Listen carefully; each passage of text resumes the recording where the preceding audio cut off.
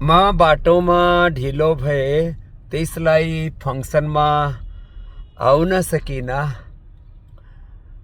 अभी भी आप देख सकते हैं मैं यहाँ इधर जाम में फंसा हुआ हूँ। बरसात होगी। वैसे तो मैं सुबह 7:30 बजे का निकला हुआ हूँ। पहले देहरादून पहुँचा, फिर महाकाल का दर्शन करके यहाँ आते आते इतना विलम्ब हो गया, मुझे पूरा यकीन था कि मैं पहुँच जाऊँगा। लेकिन वैसे हरितालिका में हम शिव पार्वती की उपासना करते हैं। आप सबके लिए मैंने महाकाल भगवान से प्रार्थना की है कि आपके जीवन में स्वास्थ्य, सुख, समृद्धि, शांति रहे। किसी के जीवन में भी कोई बड़ी बाधा ना आए। भगवान शिव अकाल मृत्यु को टालते हैं। भगवान शिव हमारे प्रारब्ध दोष को भी काटते हैं।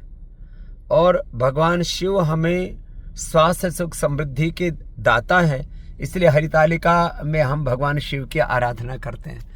और हमारे लिए गुरु शिव रूप है, और जो गुरु की कृपा है वो पार्वती रूप, शक्ति रूप है।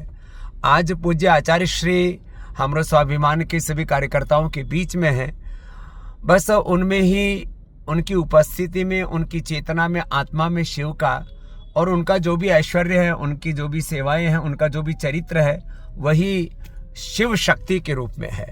और यहाँ पर भी मानो आप सब जो भारत हमरो स्वाभिमान के जितने भी हमारे नेपाली भाषा भाषी, जितने भी हमारे ऐसे ऊर्जावान, जिनमें अपरिमित ऊर्जा, अथाह शौर्य, वीरता, पराक्रम है, और आज तक मैं एक भी फंक्शन में अनुपस्थित ना रहूं, ऐसी मेरी प्रतिबद्धता रही, आगे भी रहेगी।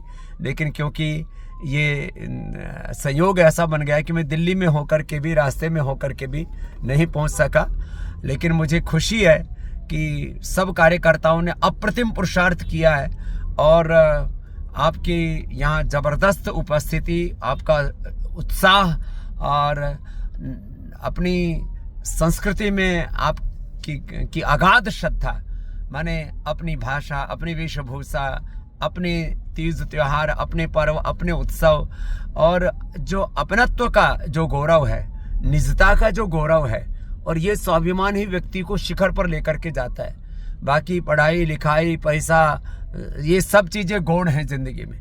स्वाभिमान है तो व्यक्ति दुनिया के बड़े से बड़े साम्राज्यों को खड़ा कर सकता है। जैसे पूज्य आचार्य श्री ने एक कीर्तिमान बनाया है, और पूरी दुनिया में नेपाली भाषा भाषियों का, नेपाली संस्कृति का एक गौरव कीर्तिमान बनाया है, विश्व कीर्तिमान बनाया है।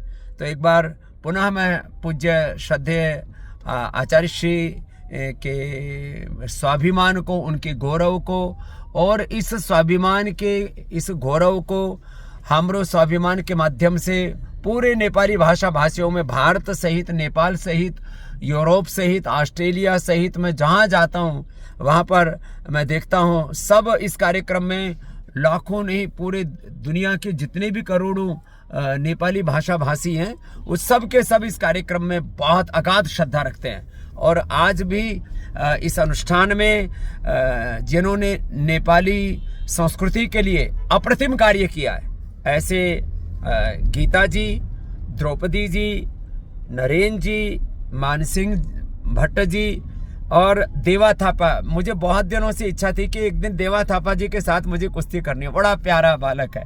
मैंने बहुत कुश्तियाँ देखी। मैं वैसे रेसलिंग का थोड़ा शौकीन हूँ।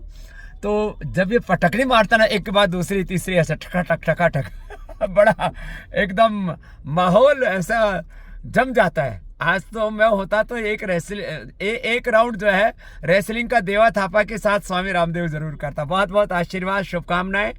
और इस पूरे अनुष्ठान में हमारे एसके तिजारावाला जी, पूज्य आचार्य जी कह रहे थे, हमारे मुख्य यजमान हैं, मुख्य हमारे आयो इसमें पूरे इस सूत्रधार हैं।